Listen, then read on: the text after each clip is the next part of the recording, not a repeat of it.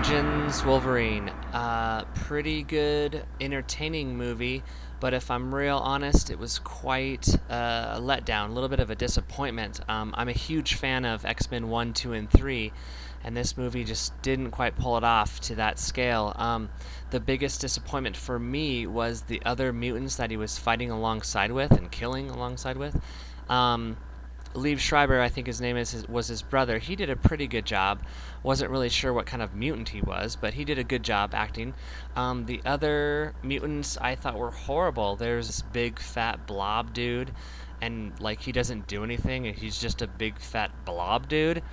There's also I forgot the name of him, but he's a magician.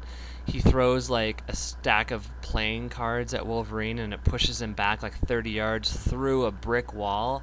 And I was like, what? You just threw a card at somebody. I don't get it. So, didn't like the mutants.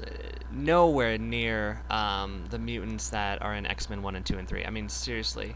I relate this kind of being like the mutants in this movie. I relate it to Hellraiser Part 3, where Pinhead, the lead Cenobite, gets all these new Cenobites, and they're like CD Man and Cameraman, and they were just like the most retarded Cenobites slash mutants I've ever seen. So that's kind of what this movie reminded me of. I didn't hate it because it did have some good parts, but I hated the other mutants. I didn't get it at all.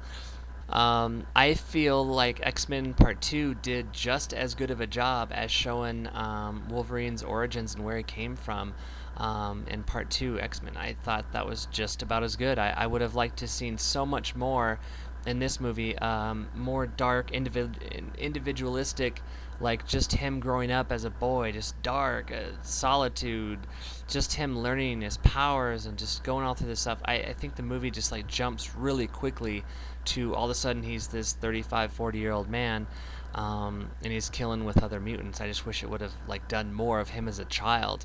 Anyways, thanks for listening. Bills2Men, moviereviews.com. Love you. Bye-bye.